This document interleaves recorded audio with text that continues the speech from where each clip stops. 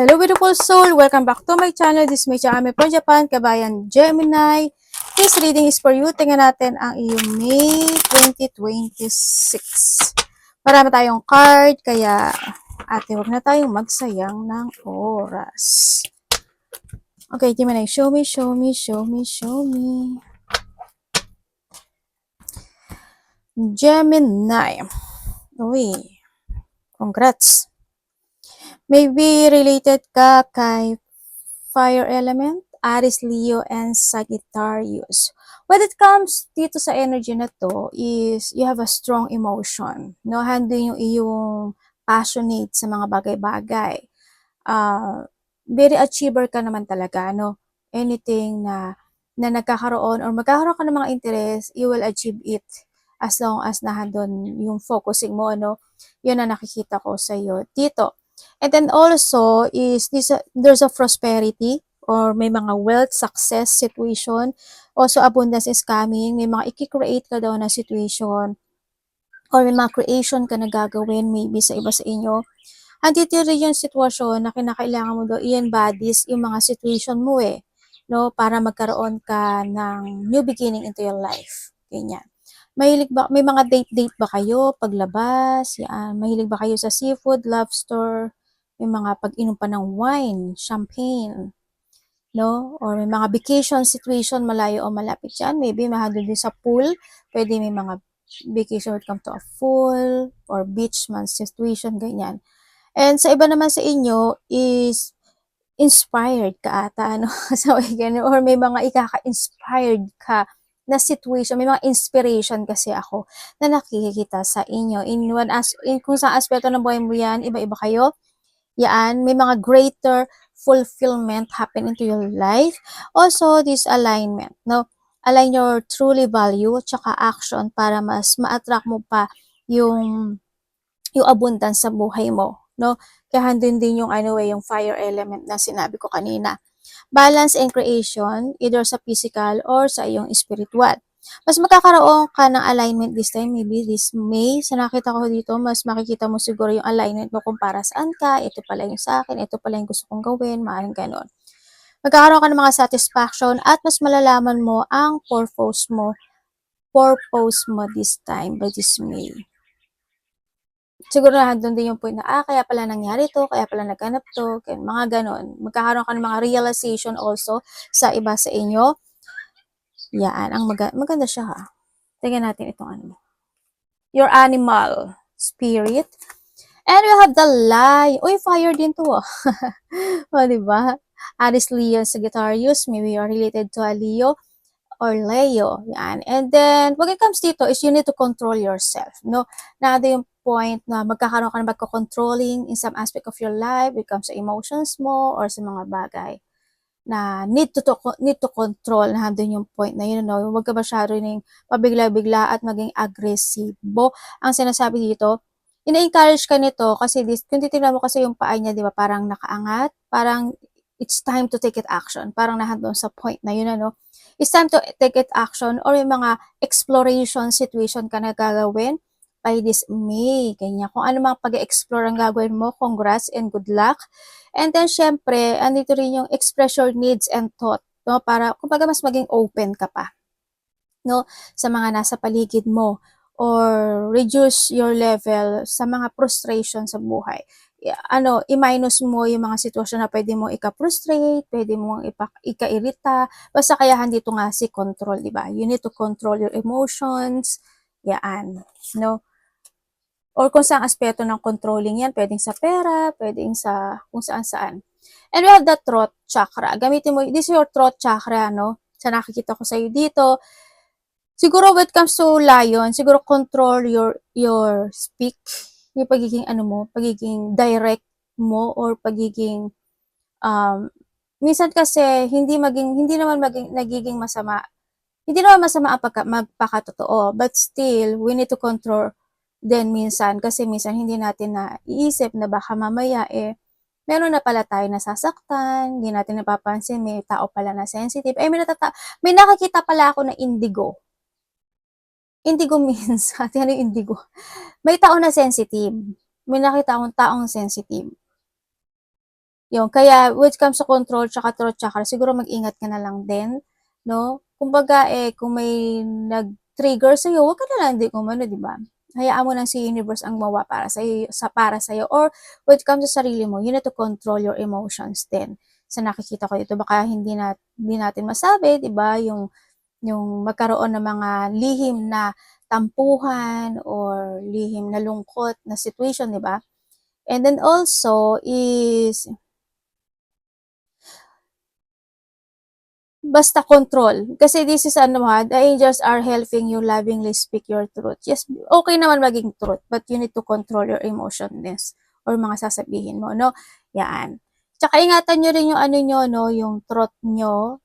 Ganyan, maaring, baka mamaya, di ba, pag lalo na may mga sensitive situation din kasi pwede may mga ubo, sipon, lagnat, o kaya may allergies ka, ingat ka na lang din sa iba sa inyo. Spirit, oy, this is you. Ibig sabihin, kasi andito si Fehu, andun yung sitwasyon na mas magkakaroon ng growth when it comes to your spiritual or just spiritual growth situation, magkakaroon ng pagbabago.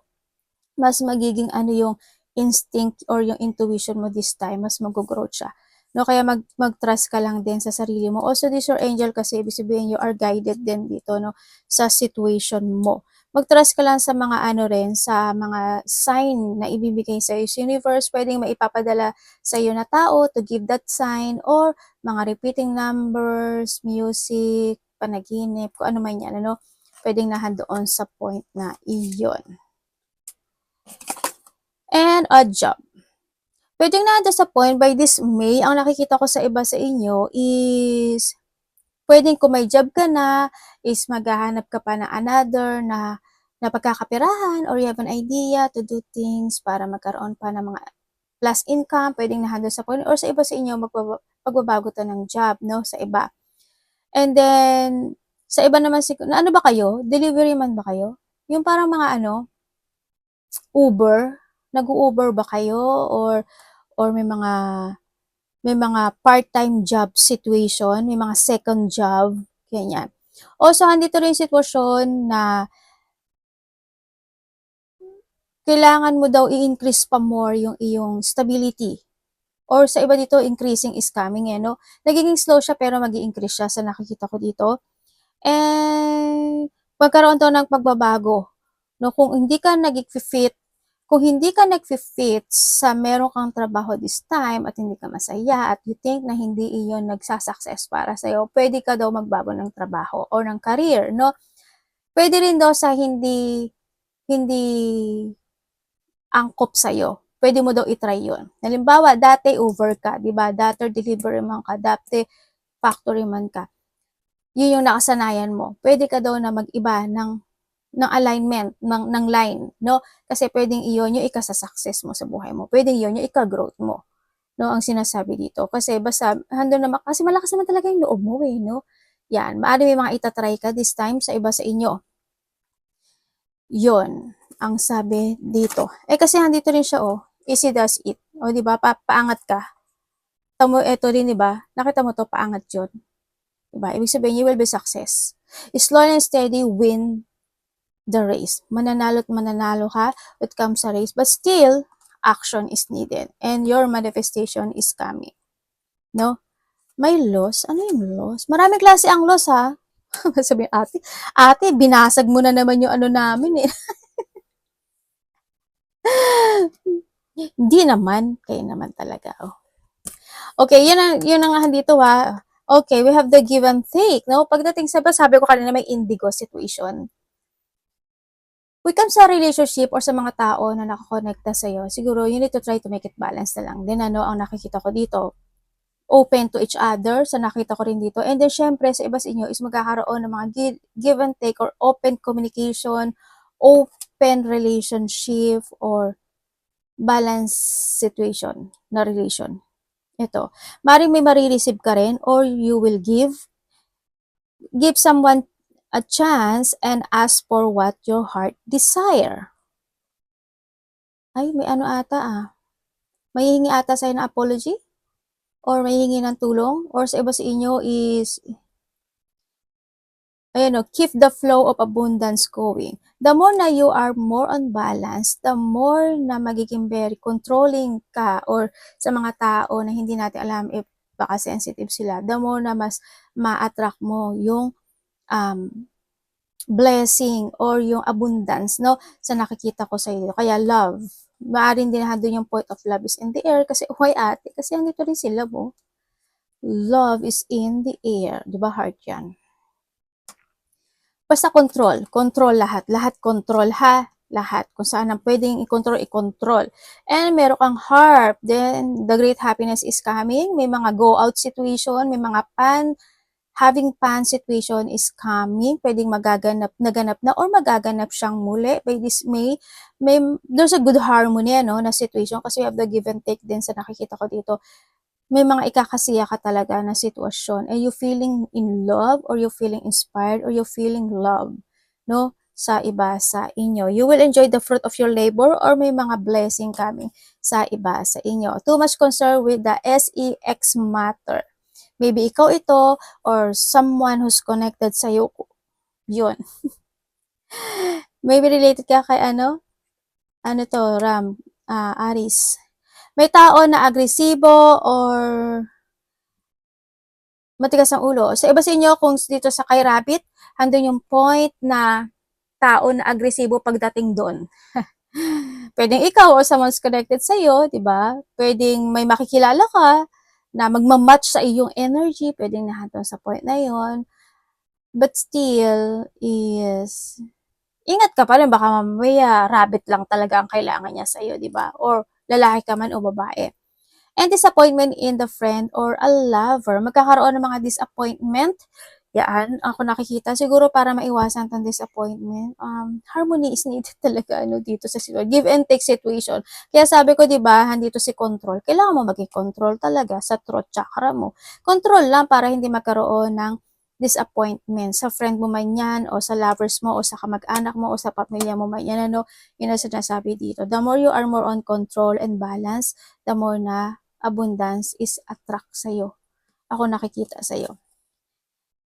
And the most difficult part of situation is over. Okay, may mga resolving situation ako, no, nakikita sa iyo by this May. Pwedeng nahando yung point na kasiyahan din yan kasi rainbow siya, di ba? Handun din yung point of fortunate outcome at saka mga union din yan, no, sa iba sa inyo. Handun din yung point na there's a rainbow after the rain, kumbaga. Kasi ito siya successful, bulalo si ate, prosperity, wealth, success, abundance, ganito rin tong si rainbow, no?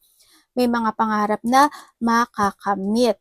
And karma, you will reap what you have. Sabi naman dito, kung ano yung itinanim mo, yun ang iyong harvest or yun yung iyong aanihin. If the good things na itinanim mo, kung saan man yan, makakamit mo si rainbow tsaka si pehu.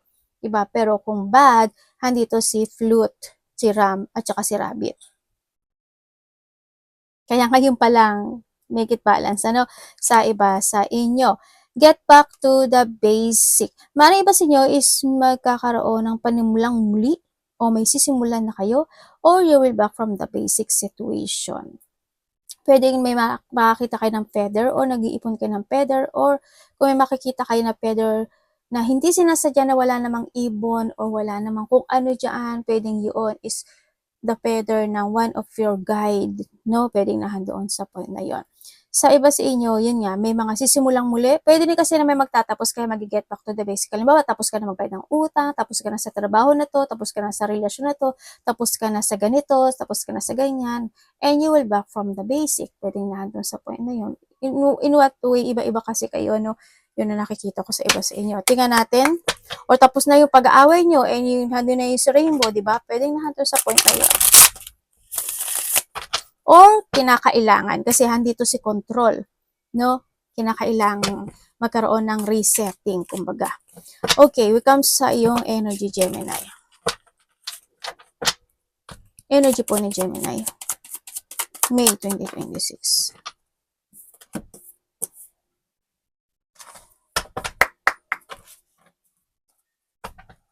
Gemini. Ay, ano ba yan?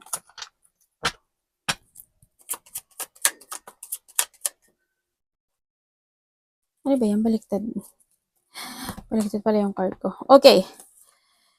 Pagdating sa yung energy, meron kang pagpupursigahan na sitwasyon o tsatsagain sa iba by this May. Pwedeng may mga aayusin ka, may mga kukumpunihin ka, may mga fixation situation, ano, pwedeng nandun sa point na yon sa iba sa inyo. Sa iba naman sa inyo is, may mararamdaman daw kayong mga pain. Hindi ko alam in what way. Pwedeng sa trabaho mo yon ganyan.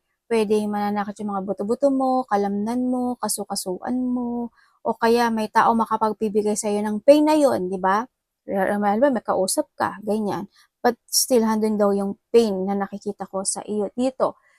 Yan. Yung iba naman sa inyo is makakaramdam daw kayo ng katamaran.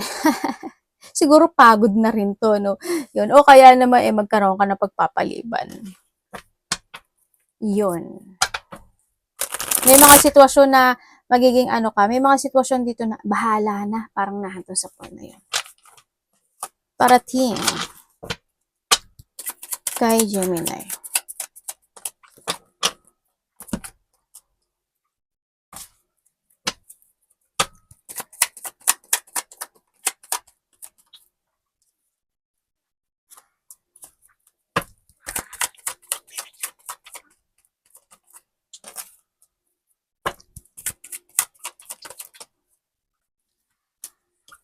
Okay. Parating sa iyo is meron kang ikakagulat, ikakashock, o ikabibigla ng isang sitwasyon sa buhay mo, no? By this May. Yun ang nakikita ko dito. Pwede magagaling sa isang babae o sa kapamilya o kasama sa trabaho, kung sino man yan. Pwede sa karelasyon, ganyan. Sa iba naman sa inyo, parating sa inyo is may delay nga ata, ano? Parang may mga delay situation ako na nakikita sa iyo, no? May mga cancel situation or ika-cancel or madi-delay, ganyan. May mga sitwasyon na makakaramdam ka ng lungkot or may tao na magtataas ng pride or ikaw, pwedeng ikaw, di ba? Pwedeng ikaw yon sa iba. Sa iba naman dito, parating sa iyo is may babae nakakausap sa iyo, mas matanda to sa iyo. Mas ahead siya sa iyo. Or pwedeng ikaw ito sa kanya, ha, vice versa. Yun na nakikita ko dito. Parating din sa iyo is merong pag-iwas. Hindi ko alam kung maiiwasan ka. Pwedeng ikaw, iiwasan mo isang babae. Pwedeng, or siya, iiwasan ka niya. Pwedeng nandun sa point na yun. May pag-iwas ako nakikita dito, nandun din yung point na nagkakaroon ng hindi pagkakaunawaan, ano, pwedeng sa kasama sa trabaho o sa kapamilya o sa karelasyon. Medyo walang pagkakaisa kasi ako nakikita. Bakit ganun? Yun na nakikita ko dito, may tao na may hidden motive or may hidden agenda. Hoping hindi ikaw ito sa iba sa inyo, but sinahan din yung nakikita ko dito. Sa iba sa inyo is may mga revelation situation ako na nakikita sa iba sa inyo.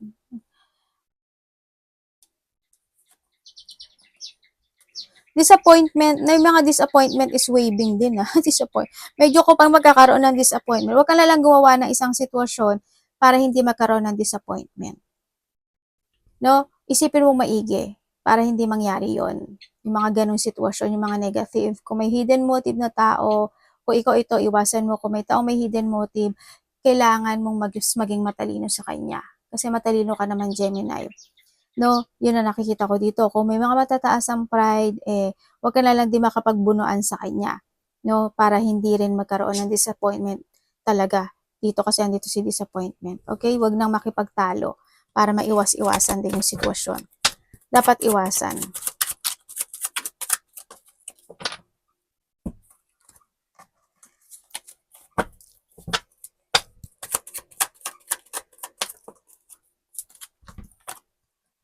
Okay, dapat mong iwasan. Iwasan mo na hindi mo alagaan yung sarili mo, mahalin yung sarili mo. Syempre, alam ko naman na inaalagaan mo, but still, you need to know your worth. Yung halaga mo, no? Yung ikaw, ganyan. Or sa iba sa inyo is baliktad siya. Sa iba sa inyo, kailangan mong mahalin, alagaan, pahalagahan yung mga tao na nagbibigay sa'yo ng ganong sitwasyon, no? And then, syempre, sa iba sa inyo is, yun nga, iwasan yung pagiging matigas ang ulo, or mga taong matigas ang ulo, ma-stagnant, maging irresponsible, or mga taong irresponsible, or ma-stuck in the situation, ano, nandun yung sa point na yun. At yung hindi maging practical, syempre isa rin yun.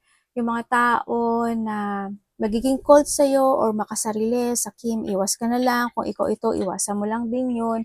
Mga taong bitter o being a bitter, ganyan. Your money.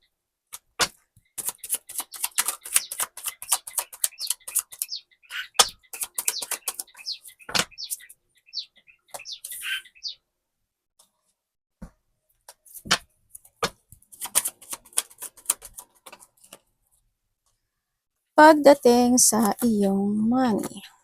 Ito lang.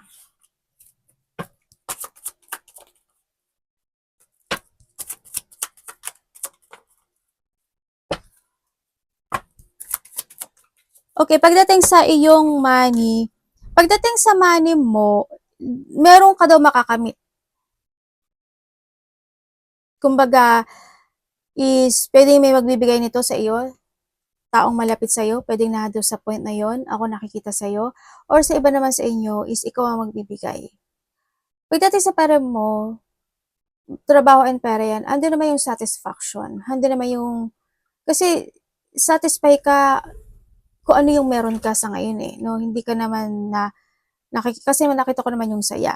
Yun nga lang daw, may mga time lang daw na bumabalik-balik, hindi ko alam in what way, pero still siguro minsan nangungutang ka or mga nadidelay na situation, pero nakaka-move siya sa nakikita ko sa'yo dito, no? And then, this time, when come din sa pera mo, hindi ko naman nakikita yung struggle sa pera mo, but still nahandun yung yung ganyan lang siya, oh. Hindi siya bumabaksak. Still, nandun sa point na yun, sa nakikita ko sa iba, sa inyo. Or kinakailangan mo to ha, kaya handito rin si control. Okay? Yan ang nakikita ko sa inyo dito. Or pwede rin kasi na nag-ano kayo ng mga adding, ng mga new idea or adding job. Pwedeng nandun sa point ngayon, kaya ang nakita ko is you were receiving something.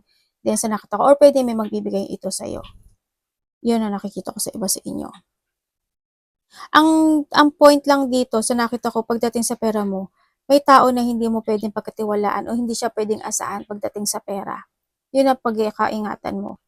Kaya, nandito si spirit guide mo or sa ano mo, handun din yung point na control mo yung paglabas ng pera or mag-trust ka daw sa intuition mo dahil may tao na hindi siya pwedeng pagkatiwalaan o hindi siya pwedeng asahan pagdating sa pera. Tapos ikaw pala to, no? Naloko na. Pwedeng may mga vacation situation, yung iba sa inyo, travel, malayo, malapit yan. Pwedeng yun yung magiging cause. Yun na nakita ko. Pwedeng may paghingi, no? Pwedeng hihingi ka or may hihingi sa'yo. Ganyan. Arigato naman sa God bless.